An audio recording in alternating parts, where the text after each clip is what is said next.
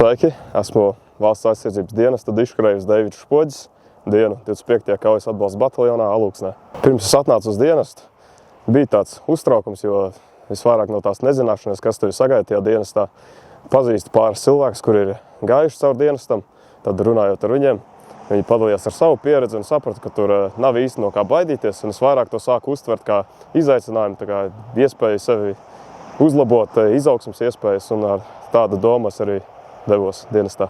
Visgrūtākais posms šo 11 mēnešu laikā tā bija pamatapmācība, kas ir pirmie 3 mēneši, jo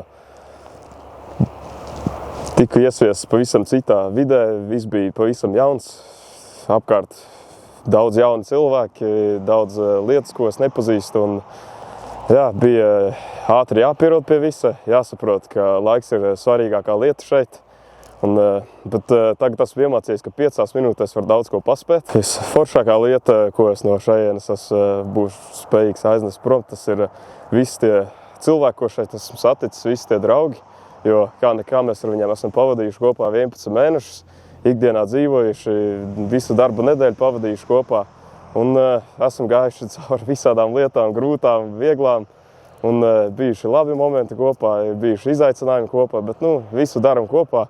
Un esam ļoti saliedējušies, un jā, tie ir kontakti, kurus es arī mēģināšu uzturēt pēc šī dienesta. Un jaunajiem vadkaravīriem es ieteiktu nākt uz dienestu ar atvērtu prātu, jo, ja ir kaut kādas raizes par to, vai ka tev kaut kas nesanāks, vai tu neesi fiziski sagatavots, par to nav jāuztraucas, jo šeit visu iemācīs fiziski sagatavos. Kopumā, es teiktu, šie 11 mēneši ir palidojuši garām nepamanot, un es teiktu, tā sajūtas ir ļoti liels gandarījums par sevi, ka vispār šim pieteicos un izgājušam cauri.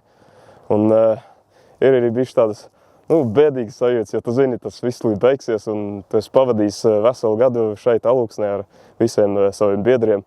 Un būs tāda dīvaina sajūta pēc tā izlaiduma, kad tu sapratīsi, ka tā vairs nebūs tā ikdiena, pie kā tu esi pieredzis, un atkal būs jāpielāgojas pie tā vecā režīma savu.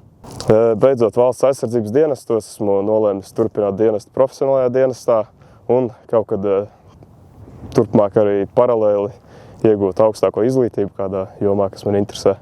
Viena lieta, ko es vēl varētu pateikt, tas ir, nav jābaidās, vienkārši jānāk un jādara, jo šeit tiešām ir daudz ieguvumu, ir iespēja izaugt, sevi uzlabot un satikt biedrus uz dzīvi.